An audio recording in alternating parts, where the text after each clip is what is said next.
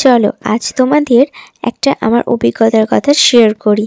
বেশ কিছুদিন আগে আমি একটা ক্লায়েন্টের বাড়ি গিয়েছিলাম সাজাতে।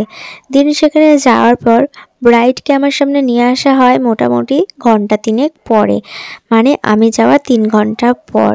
আমি তো একদম অবাক। যাই হোক, তারপর তাড়াহুড়ো করে সাজানো স্টার্ট করি। সাজানো স্টার্ট করতেই মোটামুটি আধ ঘন্টা কি 20 মিনিট এমন সময় যাওয়ার পরেই দেখলাম সবাই মিলে তাড়াহুড়া করছে।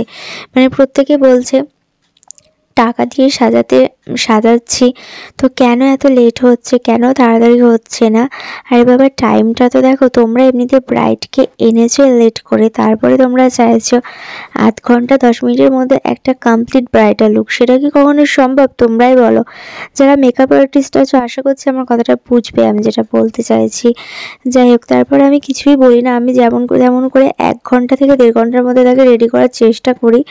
আর এমনিতেও আমার কাজ একটু স্লো। যাই হোক, এরপরে যখন আমার রেডি করছিলাম তখন তার মধ্যে ছিল কিছু কিছু মানুষ যারা ভাবে যে বিনা পয়সাতে অনেক কিছু করে নেবে। যেমন ধরো, মানে কোনো টাকা তারা দেবে না, শুধুমাত্র ব্রাইডকে সাজানোর টাকাটা দেবে, কিন্তু তারা বলবে একটুখানি আমার হেয়ারটা বেঁধে দাও তাহলেই হবে, একটুখানি আমার মেকআপটা সেট করে দাও তাহলেই হবে, ওই তো তোমার কাছে সেটিং স্প্রে আছে না, একটু সেটা দাও তো, তাহলেই আমার সাজা কমপ্লিট হয়ে যাবে।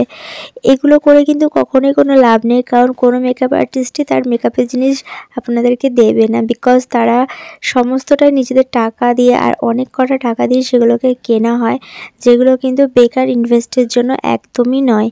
আর এই যে হেয়ার স্টাইল বলছে না, হেয়ার স্টাইলটা করার জন্যও কিন্তু একটা এক্সট্রা চার্জ লাগে, আর সেটা একদমই মানে ফকটিয়াই করে দেওয়া একদমই সম্ভব না। কথাটা শুনতে বাজে লাগলেও এটাই কিন্তু বাস্তব। যাই হোক, একটা কিন্তু অন্য রকমের অভিজ্ঞতা হলো। যাওয়ার পর ফার্স্টে চা বিস্কিট থেকে স্টার্ট করে এই খাও সেই খাও, কিন্তু ব্রাইডকে কোনোভাবে আনা হচ্ছিল না। নিয়মকানুনের জন্য জানি অনেক লেট হয়ে যায়, কিন্তু সেখানেও তাদেরকে খেয়াল রাখতে হবে যে যাকে ডেকেছি তাকে একটু টাইমটা মেনশন করে ঠিকঠাক টাইমে ডাকি, তাহলে কি হবে, এতে করে কিন্তু আমাদেরও প্রবলেমটা কম হবে। আসলে আমরা যারা এরকম কাজ করি না, আদার্স মানুষরা ভাবে হয়তো আমাদের আর কোনো কাজ নাই।